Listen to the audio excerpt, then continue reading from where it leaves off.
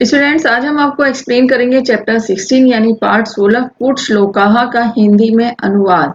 पहला इसका कूट श्लोक है। कूट श्लोक का मतलब ये होता है इसमें कि पहेलियों की तरह होते हैं श्लोक, और इसका उत्तर इस श्लोक में होता है। उत्तर आपको देखना है।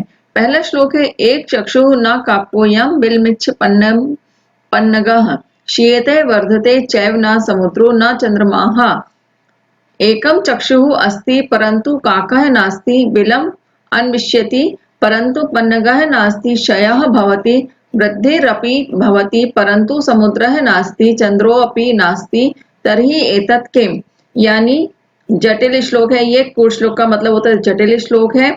इसमें एक आंख है परंतु कौवा नहीं है, बिल को खोजता है परंतु सांप नहीं है, कम होता है और ज्यादा होता है यानी घटता भी है और बढ़ता भी है, परंतु ना समुद्र है और ना ही चंद्रमा है। तो यह क्या है? तो स्टूडेंट्स, इसका उत्तर है सुई।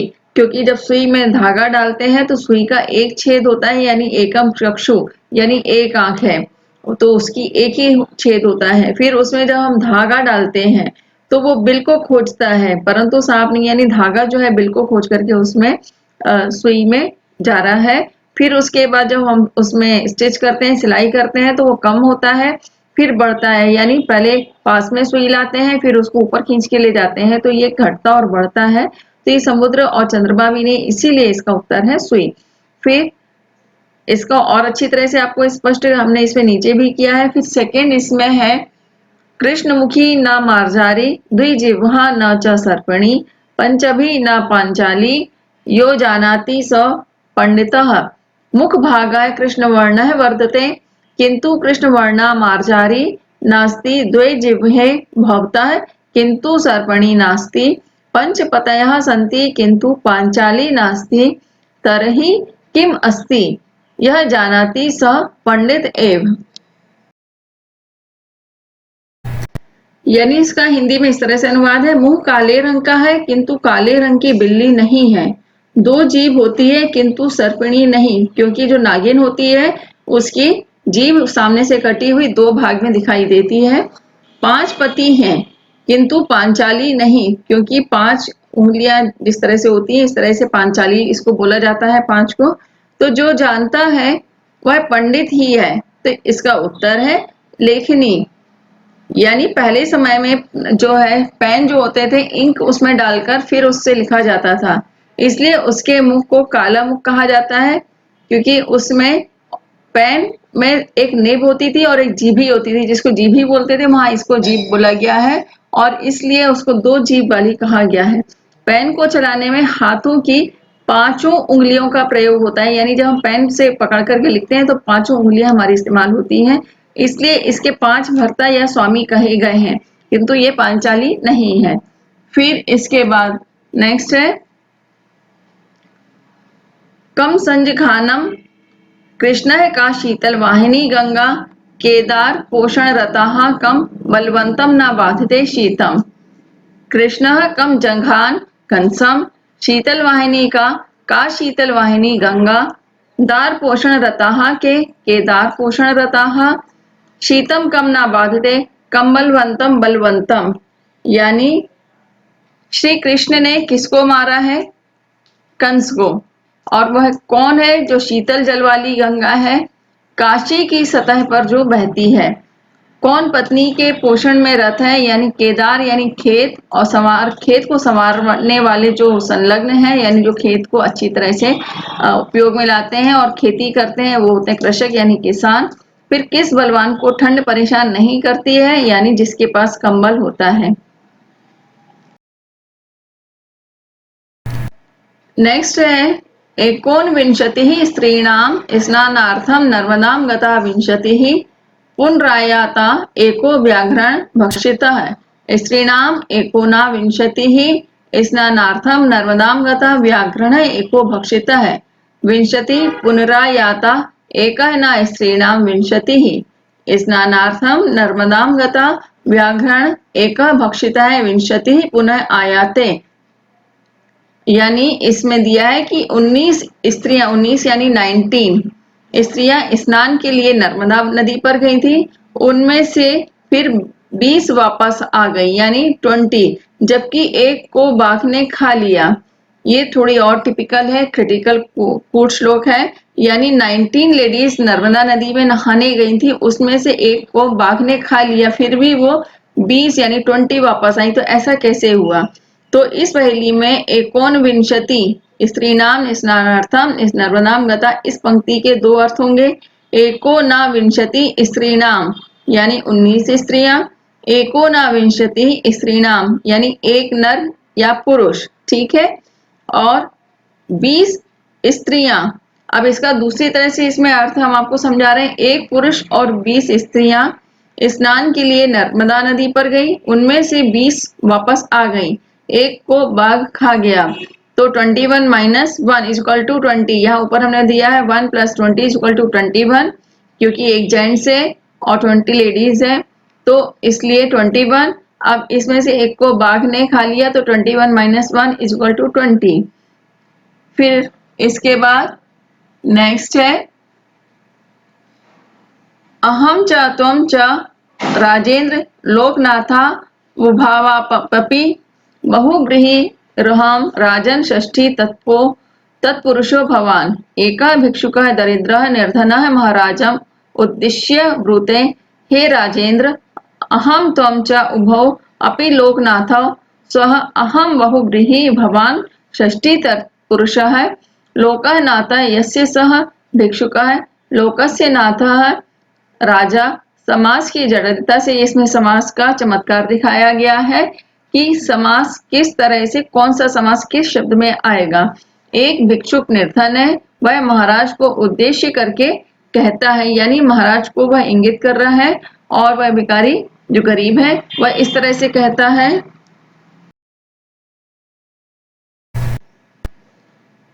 हे महाराज, मैं और तुम दोनों लोकनाथ हैं। मैं बहुव्रीहि समास हूं और आप षष्ठी तत्पुरुष समास है।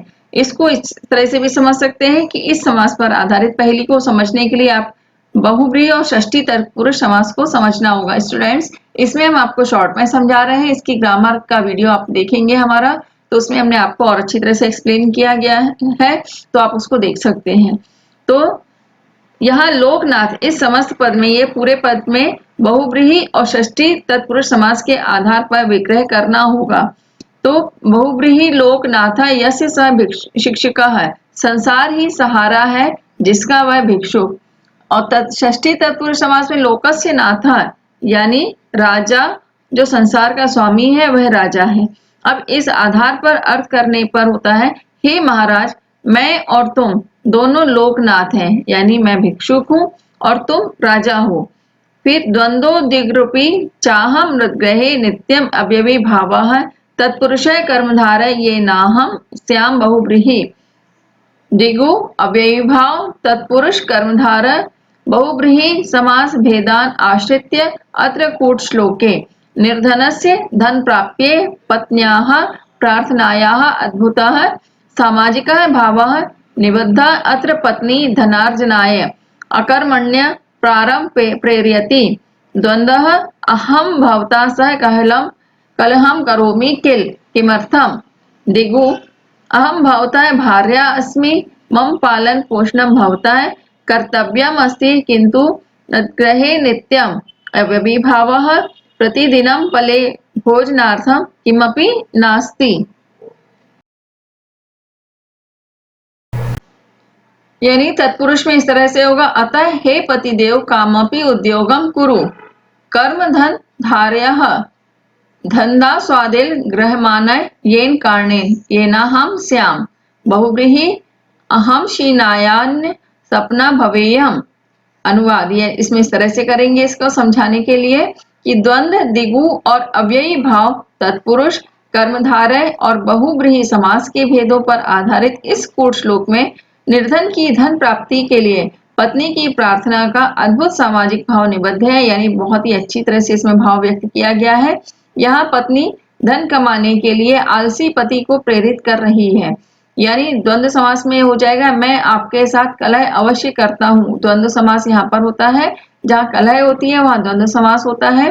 तो वो बोलता है किस लिए। फिर दिगु समास में होता है, मैं आपकी पत्नी हूँ, मेरा पालन पोषण आपका कर्तव्य है, किंतु मेरे घर में नित्य। ठीक है, यहाँ पर द्विगु समास होगा।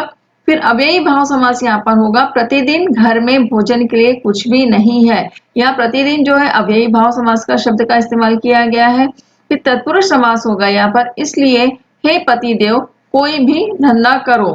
फिर इसके बाद होता है कर्मधारय समास, धन धान्य आदि को घर लाओ, जिसके कारण से हम ऐसे हैं बहुव्रीहि, मुझे भी धन धान्य से संपन्न होना चाहिए। यानी कर्मधारय में जहाँ कर्म किया जाता है वहां पे कर्म करने के लिए प्रेरित किया जा रहा है, और बहुव्रीहि समास में जहाँ संपन्नता आ जाती है। फिर इसके बाद मेरे घर में द्वंद्व यानी लड़ाई झगड़ा है। फिर द्विगु समास में दंपत्ति यानी पति पत्नी दोनों हैं एक साथ, वहां द्वंद्व समास द्विगु समास हो जाएगा।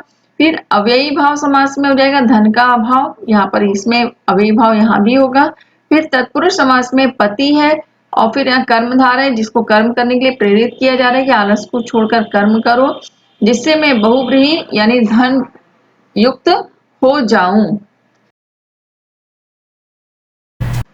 फिर नेक्स्ट पूर्ण श्लोक है, शंकरम पतितम दृष्ट्वा पार्वती हर्ष निर्भरा रुरुदुः पन्नगाः सर्वे हा हा शंकर शंकर।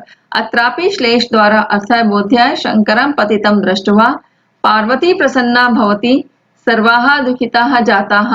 अत्र शंकर शब्दे पार्वती शब्दे च श्लेषः, सर्पाः शीतलं चंदन वृक्षम आलिंग्य मिलन्ति, सह चंदन वृक्षः प्रकृति विकोपेन पतितः, अतः निराश्रिताः पन्नगाः रुदन्ति। तथा भिल्ल स्त्री मलय पर्वते चंदन वृक्ष बाहुल्यात् चंदन वृक्ष काष्ठम ईंधनाय उपयुक्ते। भिल्ल स्त्री यानी पार्वती पतितम चंदन वृक्षवा दृष्ट्वा ईंधनम लब्धमिति हर्ष निर्भरा जाता। शंकरः शिवः चंदन वृक्ष है च पार्वती गौरी भिल्ल स्त्री च। यानी इसको इस तरह से शंकर को गिरा हुआ देखकर पार्वती प्रसन्न होती है, और सर्प जो है रोने लगते हैं, और सभी हाय शंकर करने लगे। यानी यहाँ भी श्लेष के द्वारा श्लेष अलंकार के द्वारा समझाने के लिए बताया गया है कि शंकर को गिरा हुआ देखकर पार्वती प्रसन्न होती है, जबकि सभी दुखी हो जाते हैं। यहाँ शंकर शब्द में और पार्वती शब्द में श्लेष अलंकार है। सर्प शीतल चंदन वृक्ष से लिपटकर मिलते हैं, वह चंदन वृक्ष प्रकृति के प्रकोप से गिर जाता है, इसलिए निराश्रित होकर सर्प रोते हैं। और मलय पर्वत पर रहने वाली भीलनी चंदन वृक्ष से चंदन लकड़ी को ईंधन के लिए प्राप्त कर लेती है, इसलिए भीलनी यानी पार्वती जो इसमें बताया गया है चंदन के वृक्ष को गिरा हुआ देखकर और ईंधन के लिए लकड़ी को पाकर के प्रसन्न हो जाती है। इस पहेली को और अच्छी तरह से इस तरह से समझ सकते हैं, और इसको समझने के लिए आपको श्लेष अलंकार को समझना अति आवश्यक है। श्लेष का अर्थ है जहां एक ही शब्द के दो या दो से अधिक अलग अलग अर्थ होते हैं। यहाँ शंकर और पार्वती शब्दों के दो दो अर्थ हैं। शंकर का एक अर्थ भगवान शंकर है और दूसरा अर्थ चंदन का पेड़ है। इसी प्रकार पार्वती का एक अर्थ भगवान शंकर की पत्नी पार्वती है और दूसरा अर्थ पर्वत पर निवास करने वाली भीलनी है। अब श्लेष के अनुसार अर्थ करने पर इस श्लोक का भाव इस तरह से होता है कि चंदन के पेड़ को गिरा हुआ देखकर पर्वत पर रहने वाली जो भीलनी है वह प्रसन्न हो जाती है, और उस पर जो लिपटे हुए सांप है वो रोने लगते हैं, क्योंकि सांपों का निवास छिन जाता है। और भीलनी जो है चंदन के पेड़ को चूंकि काटा तो ज्यादा नहीं है लेकिन वह गिर गया है, तो इसलिए वह खुश होती है कि अब उसको ईंधन के लिए यानी भोजन पकाने के लिए लकड़ी प्राप्त हो जाएगी, और इसीलिए सर्प रोते हैं और हाय चंदन के पेड़ करने लगते हैं।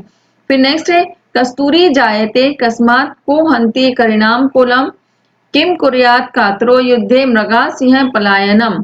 अत्र चरणात्रये त्रयः प्रश्नाः चतुर्थे चरणे त्रयाणाम एवं उत्तरम वर्तते।